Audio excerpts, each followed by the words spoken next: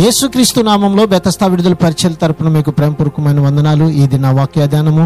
చిరకాలము యెహోవా మందిరంలో నేను నివాసము చేసేదను. కీర్తనల గ్రంథం 23వ అధ్యాయం 6వ వచనం.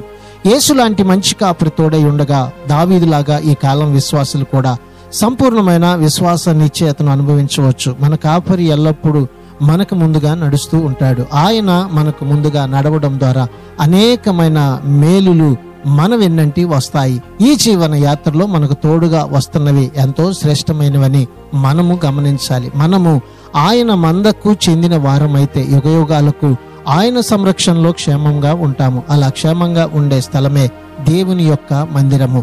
దేవుని మేలు క్షేమము కావాలని కోరుకునే వారు ఈ దినానే దేవుని మందిరంలోనికి రావాలని, దేవుని యొక్క క్షేమాన్ని అనుభవించాలని ప్రభు కోరుకుంటూ ఉన్నాడు. ప్రార్థన.